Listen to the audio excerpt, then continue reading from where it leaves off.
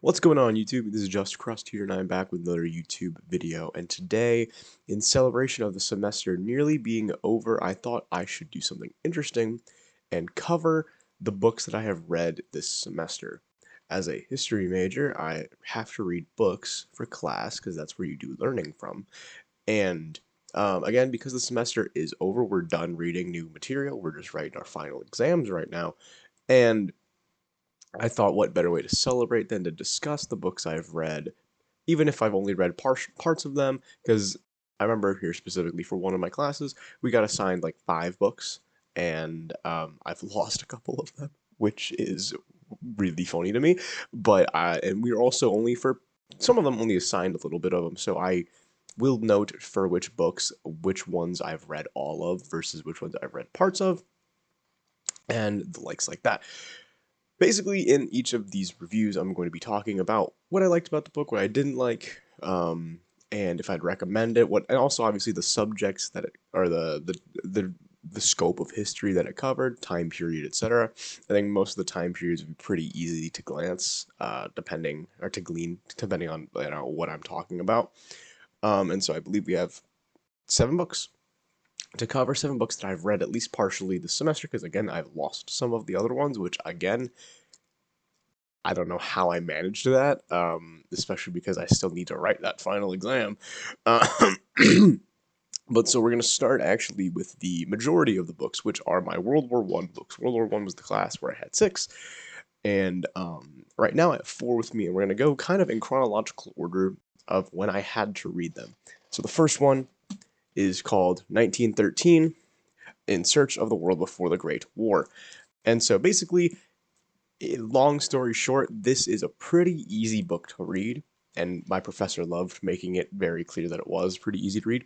It's a pretty easy book to read. It's not super dense. It's not, deep details. There's a lot, very broad overview because it's looking again at the world before the World War. So what it's doing is it's breaking it down city by city, different locations all over the world. So, for example, I'll give you the cities that it talks about. It talks about London, Paris, Berlin, Rome, Vienna, St. Petersburg, DC, New York, Detroit, Los Angeles, Mexico City, Winnipeg, Melbourne, Buenos Aires, Algiers, Bombay and Durban, Tehran, Jerusalem, Constantinople, Peking and Shanghai, Tokyo, and then London again.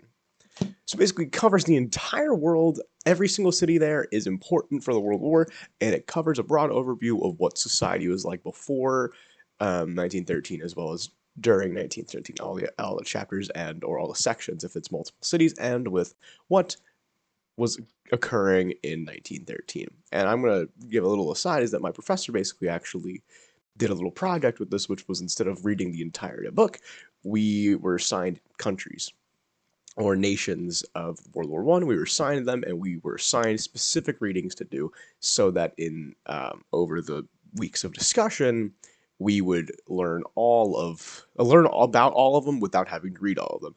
So specifically, I got I got the Ottoman Empire. So I was reading about Constantinople, and I read about Jerusalem. And then later on, we got assigned a different country for a different book, or like different country to pay attention to. It wasn't specifically for a reading assignment.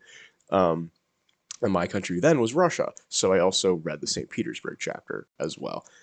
So like for the Constantinople chapter, it was talking about the how it was the dying man of Europe, or the old man, the pushover basically. He's the sick man of Europe, yeah. Where they weren't modernized, they they had bad stuff going on the whole time. They were trying to modernize. They were trying to get out of this out of dictatorship. The Young Turks had focused a lot on the Young Turks, um, as well as just general attempts to modernize through revolution as well. And that by 1913, prospects weren't awful by then. And then also Jerusalem, it just talked about multiculturalism in Jerusalem, which was really interesting. But this was 1913. I'd say out of a 10, it was pretty easy to read. I didn't read a lot of it, so I can't. Oh, actually, I did because I also read all of America's cities that we had to do, and same. I read about, I don't know, a third, half of the book, and I thought it was pretty interesting. It's light. It's a light reading. It's a long reading, but relatively, but it's a light reading. So I'd say I'd give it probably a 7 out of 10. It's pretty good. I would recommend it. Now, I'm kind of blowing my load early here by talking about the next book, which we were reading concurrently with that book, and it's called The Sleepwalkers, and it's by Christopher Clark. This, I say with no hyperbole, is the best book I've read during my history degree. It is one of the most interesting books. It is the densest book I've ever read for my degree, and probably one of the densest like factual books I've ever read. But it's also simultaneously genuinely enthralling. Is that we'd have weeks where we had 100 pages a week, and like it was a slog to get through. Just I mean like it's a drag. It's a very detailed book because it's taking you moment by moment as from 1913, or like I think it starts maybe 1911 or something, because it also gives, so it begins actually with giving backstory on the Serbian situation and all of that, and then eventually it starts picking up and picking up, and this entirety of the book, the reason it's called Sleepwalkers is the main idea is that Christopher Clark is basically just saying all the nations equally made mistakes and sleptwalked into a war. They just were on autopilot and walked into a war because there was no communication and no anything good going on between the nations. And it takes roughly here, let me go in the book, takes 575 pages roughly to get through that idea. And it again it doesn't cover the war. This is all the politics of the war, or the politics of the war starting. And this specific book and the accompanying lectures, but no more specifically, this specific book is the entire reason the entire reason why my beliefs have shifted. And by beliefs, I didn't know World War One. I didn't study World War One in high school much. So obviously you just think teehee, like Germany started it. But no, this book absolutely changed everything I thought about it. Germany was not the aggressor as far as this book is concerned. That's also one of the main ideas. It's one of the main arguments is that instead of putting all of the blame on Germany, you should look at the actions by every single nation and how each of them affected it. Because Germany definitely did make some mistakes, but France, I say France and Russia. Russia is the absolutely the most aggressive, and then France in 1912, as soon as Poincaré was elected, they're just playing off each other with aggression. But that is what you could find out for yourself for reading this book. This is an incredible book. I loved every second of it, even though I didn't love reading it and spending hours reading it at the time. I was genuinely enthralled. Every single word I found really interesting, and I don't know. I don't have anything else to say. This is the first book that I started annotating because I just genuinely could not keep track of everything. And so I'll just read off what the parts and chapters are called. So part 1 is just Roads of Sarajevo, and there's 2 chapters, Serbian Ghosts and the Empire Without Qualities.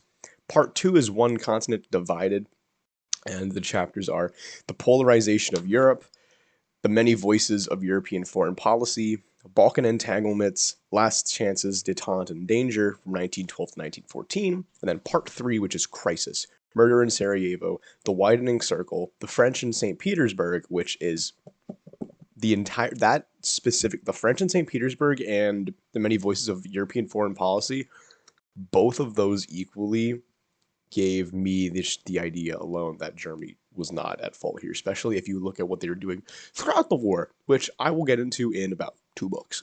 And then The Ultimatum, Warning Shots, Last Days, and that's it. Last Days is the final chapter. This is an incredible book. I can't recommend it highly enough. This is a 10 out of 10. This is, I think, because I've read a lot of good books in my Civil War classes. I read a decent book in my pandemics class. All of those are nothing compared to Sleepwalkers. Sleepwalkers is the best book I've read for history, and probably one of the better books I've read in like general, like these past couple of my years of not reading. Apologies for the cut. I just remembered, or I just realized, I think that one, I'm doing these books out of order, and two, I just completely described the wrong book. So, I had to make a cut. However, the next book I'm gonna be talking about is not gonna be this one, because that's not chronological.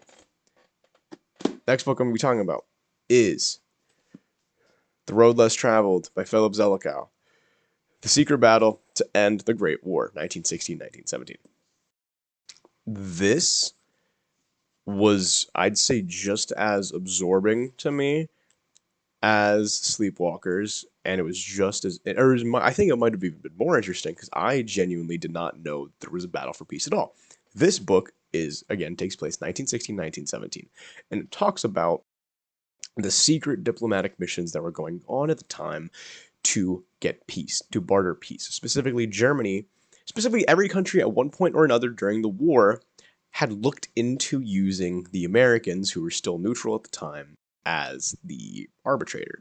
And they've all looked into it at different times and for different reasons. Specifically, France is kind of getting fucked up. Germany thinks that they can just end it. Like, Germany's looking and seeing some civilian issues at home and thinks, the blockades for the British are working. They can't have unrestricted submarine warfare without angering the US. So they think a draw to pre-1914 boundaries would be good for them, even though they technically had a territorial advantage, considering they had all of Belgium and a decent amount of France. They just wanted to basically they just said, we've proven our point, let's get out. Britain's entire economy was kind of getting fucked up, to the point to where it was difficult for them to continue the war, and in 1917 it was absolutely almost impossible to continue the war without American help. But so they all at different points approached, either the French, I believe, approached just directly to the British, not to Americans, but Britain and Germany both simultaneously, unbeknownst to each other, contacted the United States, asked to arbitrate for peace. And this just basically is set along those, I want to say, 10 months from the fall of 1916 to the spring of 1917, where America eventually ends the war. That's not even 10 months, but roughly a good 10 months to set the scene, at least, to set what was going on in Germany, specifically like with their chancellor versus their military, because their governmental system, we talk about it a lot in class because it's just that, like, weird, is that they have both civilian leader and they have military leader, and military does not report to civilian. It reports directly to the Kaiser, as does the civilian leader. So it's like it's a two-headed monster of miscommunication, where they're basically both vying for power or vying for acceptance from the Kaiser. And it's basically in Germany, this is the Chancellor, Bethmann Hollweg, is fighting for the Kaiser's approval and fighting for basically time to let America arbitrate, trying to wrestle control from, or not wrestle, but keep control away from Ludendorff and Hindenburg, I think, were the two guys in charge of the military. And it's like in Britain, you have an entire government, like a conservative government takeover, like, shady political moves, to where it's a lot. It's a lot. It's really interesting, and I didn't know anything about it. So until I read this book, I didn't know anything about it. It kept me on the edge of my seat because, again, I didn't know what the hell happened. All I kind of know is I knew the ending. I didn't know how we got to the ending, and I think this is a very important book. It fills in a lot of blanks. It helped, coupled with Sleepwalkers, it helped get the preconceived notion that Germany was the aggressor completely out of my head. By the time I finished this book, I recognized that it's like, this is Germany's war. Germany got the bad rap because, like, I think, like, it was acknowledged, or it's acknowledged, like, in the same breath as it's like, oh yeah, like, Germany started it, but it's like, oh, but, like, did they? Like, I don't know. It's a very interesting book. I really enjoyed it. It made me feel genuine anger when you hear about some of the American things, because Wilson wanted to arbitrate. Wilson was actively trying to, at points, and there's a lot of incompetency, a lot of miscommunication, intentional or not intentional, and it made me angry. This book is a solid 8 out of 10, and I'd say 8, 9. It's a 9 out of 10. I'll be honest. It's a 9 out of 10. It's not Sleepwalkers is easier to read than Sleepwalkers, though, and so I'd say it's an incredible book, and you should check it out. Alrighty, and the next book we have for World War One is Fighting the Great War: A Global History. This was the book I thought I lost, so I remembered where it was in between. As soon as I remembered or I realized that I was talking about the wrong book earlier, the thing that I had to cut out, I recognized now that I know where it is. So this is Nieberg, Fighting the Great War: A Global History, and this is the other side. I read more of it than I thought, actually, which is also cool. This is important. This is a good book. This is this is the counter. This is the other side of the coin when talking about the Zelikows book, the Road Less Traveled. This is the other side of the coin. That's completely political. There's no really importance of the battles besides just mentioning that they happened, and specifically that the Allies were kind of getting shredded over and over again. This is complete military history. This is talking battle for battle, relatively. Again, it's pretty easy to read. I'd say it's like a 1913. It's like the military during war version of 1913. It's pretty easy to read. There's not any, complex themes going on. It's completely just war based, basically. And it's talking battle by battle, what's happening in the Western Front, the Eastern Front, etc., etc. It's an interesting book, especially because I think it does a good job of illustrating the German downfall and how things started going south for Germany, especially like when you look at what was happening in 1917 versus 1918, as well as in 1916. It tells you, it walks you step by step through Germany's successes, what they were doing well, what was happening in general, why there was no progress being made, what kind of progress could be made if minimal, and then why it started going downhill, especially for Germany. And I'm not going to read out the chapter names because they're long named chapters, but it's a good book. I'd say it's if you like military history. I'm personally not a huge military history guy. I like the politics a lot more, and so this sorry about that. I'm not a huge military history person, so I wasn't in love with this book as much as I was in love with Sleepwalkers and The Road Less Traveled. But I'd say I'd give this a solid 7 out of 10. This is a pretty good book. It's pretty easy to read, and it's very easy to follow, I would say. And now, the last one of World War One, we're finally about to leave this, is The Vanquished. Why the First World War Failed to End. And now this is a very interesting book. This is our only post-war book. Basically, it covers the ending, covers 1970, like the end half of 1917. When America starts to come into the war and starts actually getting troops on the ground. It covers 1918, so it covers the Russian revolutions. It covers why Russia left the war in the first place. It actually starts with why Russia left the war. And then it takes us through 1918, and then it takes us through the repercussions politically of the 1920s. So it takes us into the creation of the Weimar Republic, and it takes us into the battle with Turkey, or specifically the creation of Turkey, and the bad things that happened there. And it takes us into the partitioning of the Middle East and the Balfour, I think it's called.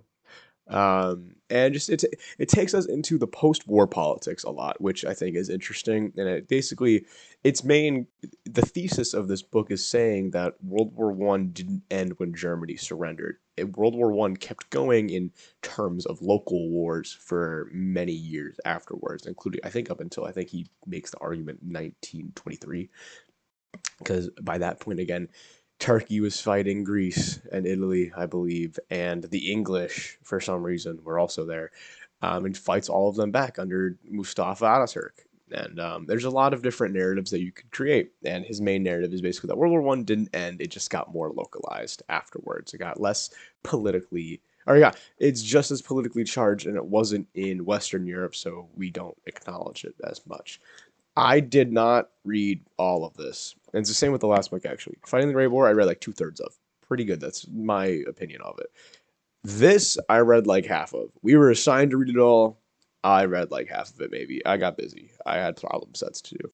Um, but the things I did read were really interesting, actually. It's a very interesting book, and I think it's written in a, it's I would say it's probably in a medium between 1913 and Sleepwalkers, or 1913 and Sleepwalkers, if we're thinking like least dense to most dense.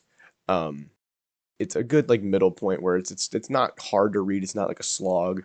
But it does get into some detail that was more avoided from 1913 and even fighting the Great War.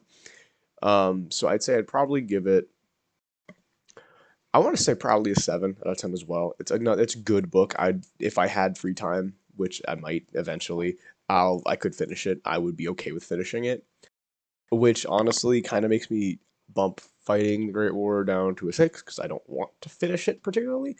Um, so this is a 7. The Vanquished. I don't see where the boundary of my camera is. The Vanquished. It's a good book, and to send it off, I will be reading the names of the chapters because they're not that hard. The parts in the chapters. Part 1, Defeat, and then A Train Journey in Spring, Russian Revolutions, Brest-Litovsk, The Taste of Victory, Reversals of Fortune, Part 2, Revolution and Counter-Revolution, No End to War, The Russian Civil Wars, The Apparent Triumph of Democracy, Radicalization, The Fear of Bolshevism and Rise of Fascism, and Part 3, Imperial Collapse, Pandora's Box, Paris and the Problem of Empire, Reinventing East Central Europe, Vae Victis, Fiume, and From Smyrna to Lausanne, and then Epilogue of the Post-War and Europe's Mid-Century Crisis.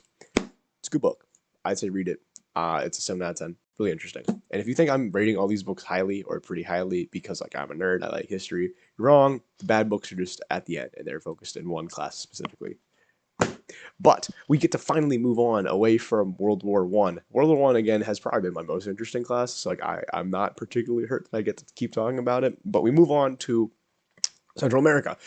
I had one book to read, and it was Central America: A Nation Divided by Ralph Woodward. This I read, I would like to say, over 2/3. I read a good majority of it. I read over 2/3 of it, and like the parts of it that I didn't read just weren't assigned. So this was not a Lay's choice. This was me. I read all of it. I liked it a lot because again, this is the same vein, but even more so than the World War One course where I wasn't taught it, so I kind of wanted to learn it all.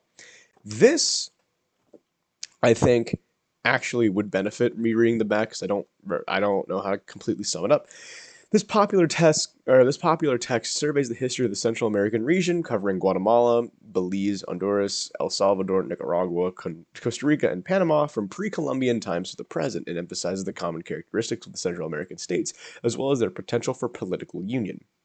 The text now includes coverage of the civil wars in Guatemala, El Salvador, and Nicaragua, as well as the restoration of peace to the region under Central American peace accords, etc., etc. I'm not going to read it all. That's basically pre-Columbian times, relatively. It talks about it for maybe a chapter.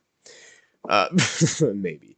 And then it goes on and covers a good amount of independence Central America. So it covers 1800s, it covers the first and second wave of liberalism, and obviously getting split in the middle by Carrera, and all that interesting stuff. Then, as well as it starts covering into the rise of Central American attempts to be integrated into the global economy by way of coffee, and then it obviously also covers the American imperialism with bananas, and then also covers the American imperialism with every other thing that they did in the 20th century.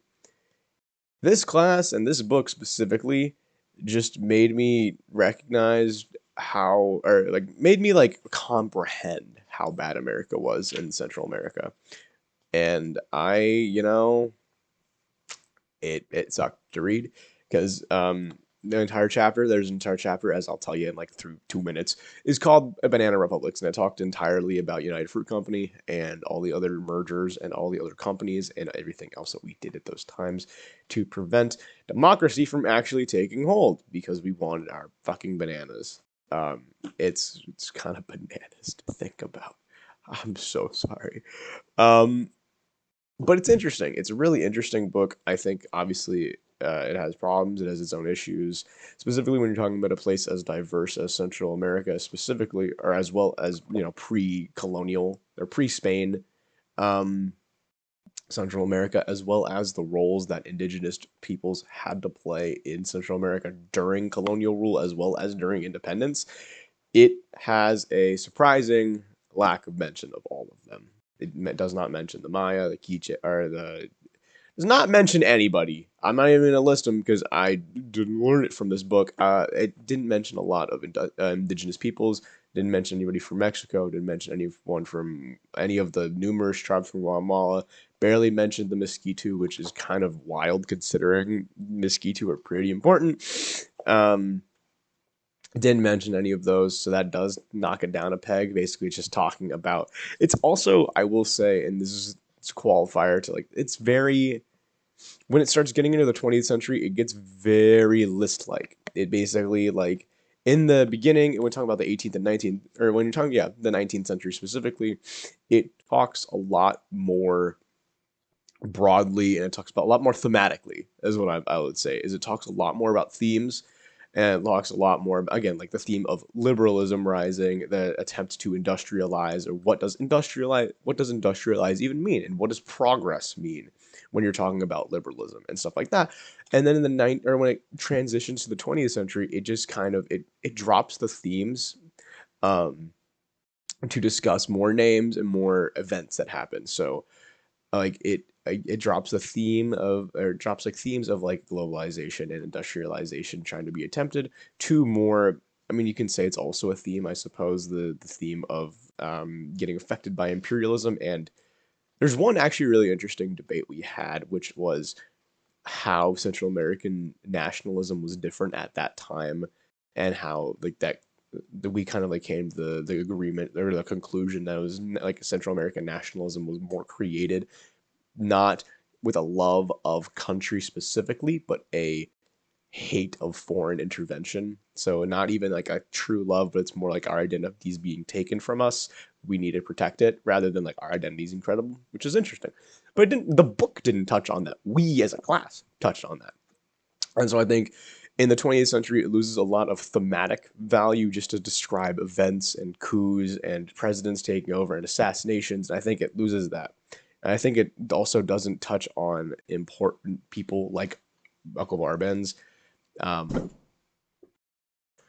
Sorry about the interruption. I got interrupted, and I don't entirely remember my train of thought. All I do remember is I was critiquing um, Central America, a nation divided by Woodward.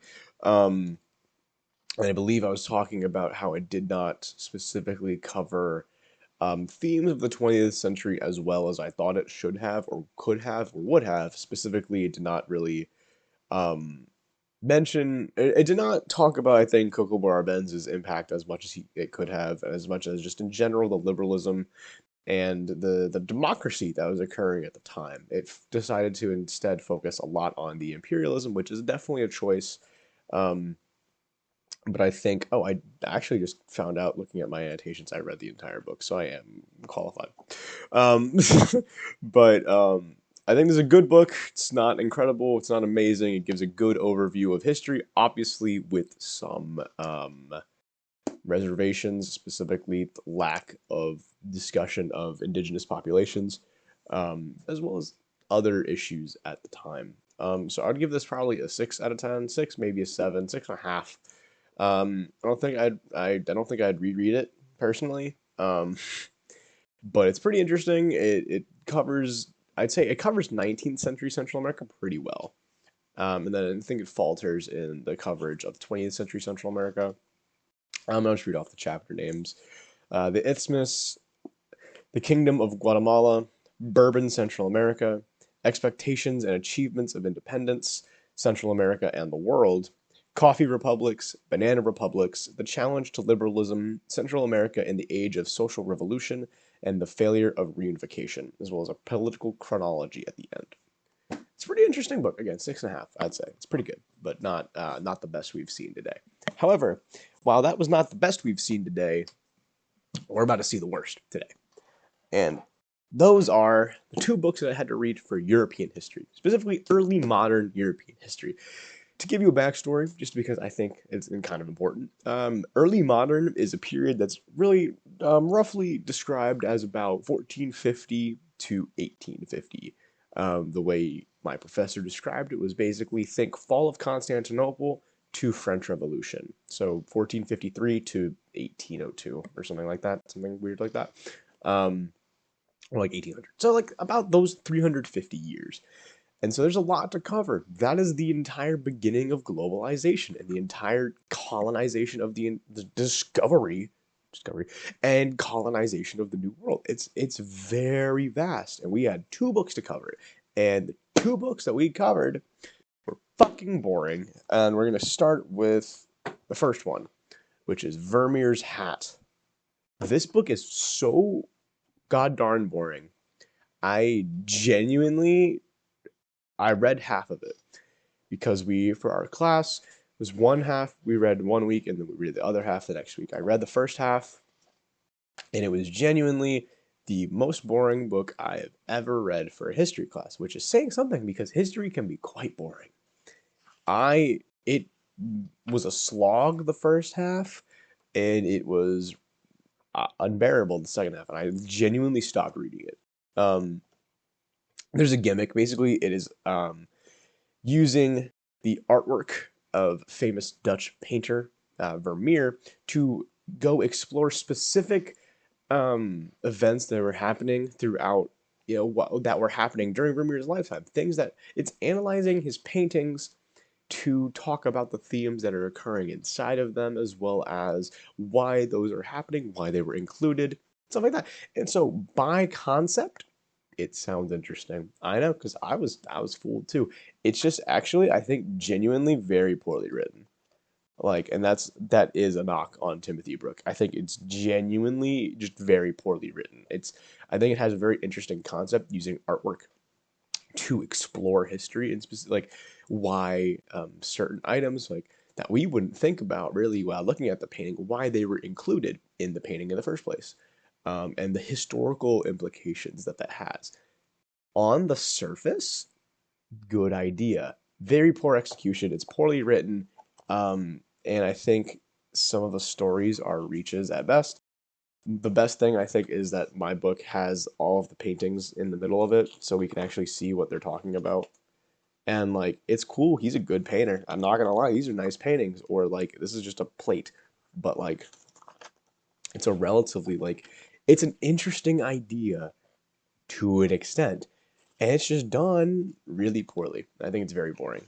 So I couldn't read this again. I really didn't want to. I didn't read it the first time, or I didn't finish it the first time.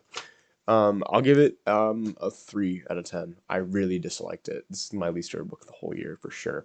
But I'll give you the contents. The View from Delft. It's where Vermeer was born. Vermeer's Hat. A Dish of Fruit. Geography Lessons. School for Smoking. Weighing Silver. Journeys. Endings. No Man is an Island. As well as acknowledgments, and then appendix of Chinese and Japanese publications. It sucked. I hated this book. The last book we're going to talk about is a little bit better, I believe. It's not incredible. It's honestly, I don't know. It's fine. It's historical. It's a primary source, so it's a little, I guess, less interesting, or a little more interesting from that in that case, and less interesting in the case that it's written in 17th century or an 18th century like writing style, and it is the interesting narrative and other writings of Olaudah Equiano. I never learned how to say his name, so I apologize for that. This is a true story. It's written from the 18th century, and I'll just read the back of the book to tell you more about it, because I don't remember much of the book. I thought it was quite boring, but I figured I could give it a second chance if I needed to. I would never give fucking Vermeer's Hat a second chance, but I think I'd give this a second chance, which I'll explain. I don't know a ton about this book, but Olaudah Equiano's narrative recounts his kidnapping in Africa at the age of 11, his service as the slave of an officer in the British Navy, and his years of labor on slave ships until he was able to purchase his freedom in 1766. As a free man on a Central American plantation, he supervised slaves. Increasingly disgusted by his co-workers, he returned to England in 1777.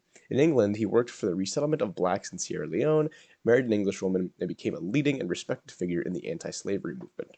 Fascinating autobiography, a tale of spiritual quest and fulfillment, a sophisticated treatise on religion, politics, and economics.